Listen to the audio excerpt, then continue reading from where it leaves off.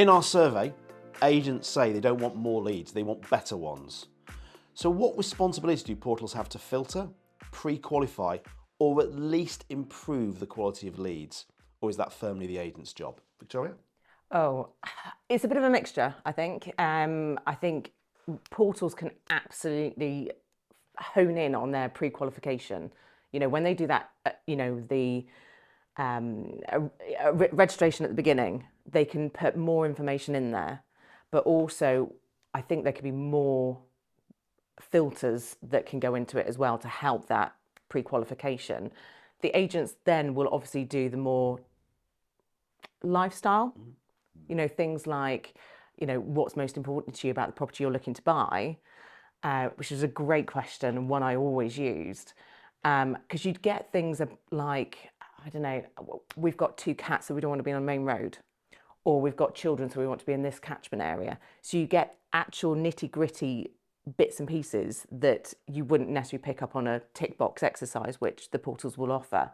But I think portals can do so much more. But also there are other technologies out there. We've come across a company recently, Nestflow, who will nurture leads. And if you can take them from, say, Rightmove or Zoopla or whoever, into them, they can then nurture those leads and actually give you better qualified leads before you actually speak to them as an agent. So do you think it's the portal's responsibility, though? Does the responsibility sit with the portals to go, we'll only send you quality, or does their responsibility is we provided you with leads? What you do with them is up to you.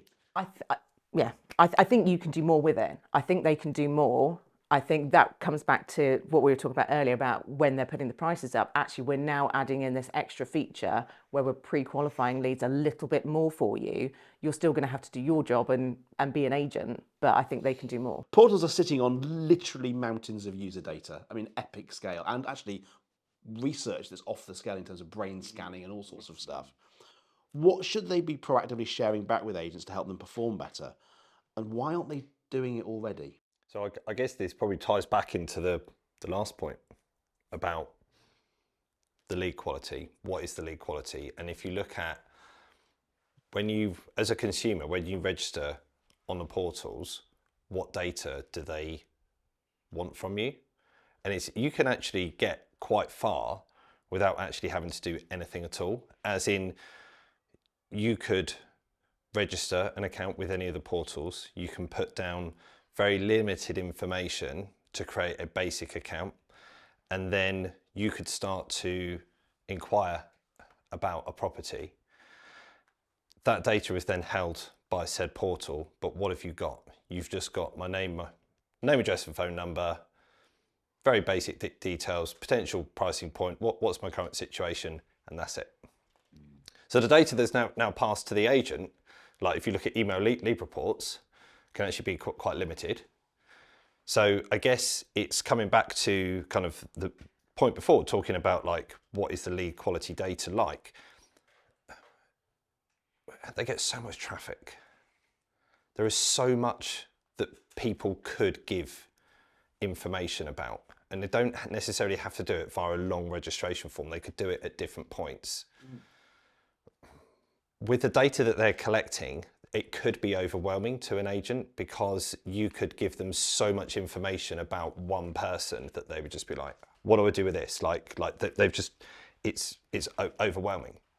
So in terms of the data that they're currently collecting, I think there's definitely more that could be done to give it to the agent, but it needs to be in a way that an agent, because every business is going to be different up and down the country in terms of agency, it would be very easy to assume that a lot of agents will say, well, I only want vendor leads. I only want buy leads where someone says they've got a house to sell and it's not yet on the market, and that is the most crazy way to think. And from conversations I've had so many over the years where people say, I only want leads whereby it's someone who's looking to put their house on the market and they want a valuation. If they want a valuation and not look to put a house on the market, I'm not interested. And you're just like, when we're talking about data, and Victoria, you mentioned about like catchment areas for schools, or there might be particular size garden. Is it enclosed what's on the back of it. Everyone has different needs for their own personal circumstances.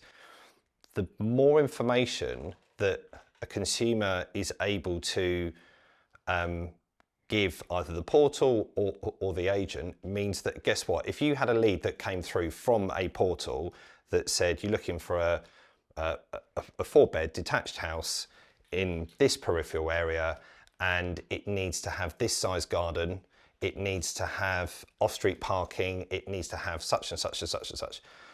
If an agent gets that data through and they say, I want to view this house here, the more data that they've got about it, the more that they can actually go, right, well, I know already that I've got 3 other properties that are bang on the money for this, or that are coming to the market that aren't released yet, then that's going to give them a far better insight to going, right, stick with me, Mr. Customer, and actually I can take you and show you around all these other ones. A lot of the time they're quite blind to it, and that also does come back to, I've recently mystery shopped a couple of agents, and I asked, could I go and view a property? And their questions to me were, what's your budget? Yeah. When are you looking to move? Have you got a house to sell? When do you want to come view the property? That was it. That's all they asked me. So yeah, I just gave them... I've literally just bought a house and it's exactly the same experience. I gave them those 4 bits of information. The call lasted no more than 3 minutes. My favourite was the one who actually got a scrappy piece of paper and just wrote my notes on the piece of paper and then just left it on the side. It's like, and that was one of the largest estate agents in there I was looking, and it's like literally someone said, I'll give you the details, wrote it down. It was like, wow, I'm not sure the portals are necessarily responsible for that system. But on that, and these 3 questions do merge quite a lot, and we're going to stray into PropTech quite quickly with this, but agents and consumers are all criticising outdated interfaces. So does anyone actually like using portals? The clunky filters, pay-to-play ranking, we see, so it's not fair, it's pay-to-play. Why, in reality, do the portals have a user experience that comes out of the noughties as opposed to one that sits more in the 20s? You wanted disagreement? I'm going to disagree with you. Devil's advocate. I don't believe that. You can certainly see they could change it. It could be cleaner. It could be, but the consumer clearly absolutely loves it. Absolutely adores it because the numbers absolutely justify that's there. Now, would they do more? Would they engage more with better interfaces? I can well believe it, but it simply doesn't bear up to there. The other thing is, in the way that you move for property, they are trained, habituated, if you like, on it. There's in PropTech world, lots of people will be very familiar with the CFP software. For decades was the backbone of lettings there, and a lot of the other the tech providers, the CRMs, have struggled to move people over. Not because their new systems weren't better, because you had users who had been using that package for 20 plus years and just knew how it worked implicitly. So I think it's a really nuanced question there, isn't it? Yes, they're not innovative. I think that's really clear. But actually, in terms of what the consumer, who is that the most important client? I think they're fine with it. I'm going to completely disagree. Okay. Excellent. I am an avid portal user. 5 times a day, probably, different searches, different locations, aspirational properties, etc., like many of us. And if anyone sat around this table is going, I don't do that, I'm going to call you a liar, because I bet everyone does. At least 50%. I bet everyone does. Yeah, absolutely. Being on them as much as I am, and those search criteria that you have, they are so restricted. And the search criteria that I'm talking about will be radiuses. So you pick a location, you have a radius, but within that radius, so where the town that I live in, as and when, if we ever moved again, there are certain parts that we would go to within the radius, and there are other parts that we wouldn't want to go to within the radius. So when I do a search, it just brings up that radius. It limits you to how many beds, what type of property it is, i.e. terrace, flat, semi-detached, etc. And only recently was there quite a big update on one of the apps that actually allowed you to put a few more filters in. Other than that, it just gives you back properties pretty much based on that. You can choose whether you want to include properties that are under offer, which I think is another massive challenge as well, because so many agents leave their properties on way after they've completed.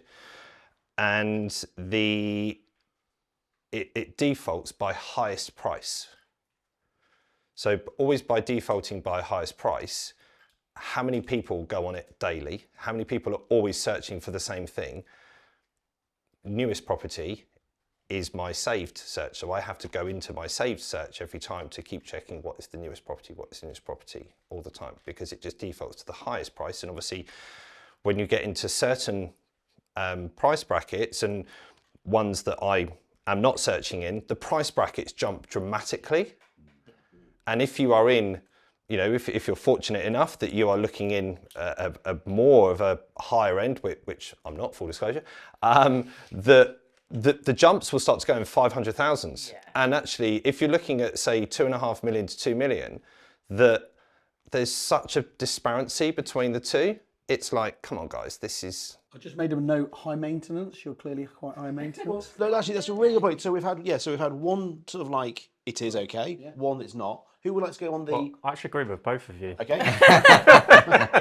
I think what you're describing is filters. And I think that's the biggest complaint I've heard people talk about is filters. They want to find properties with an upstairs bathroom rather than a downstairs bathroom. I think the general portal experience is quite good, apart from filters. Like, we're behaving as filters because we have to look through the properties and filter out the ones just because the portal can't help us filter properly. Yeah. So I actually agree with both of you.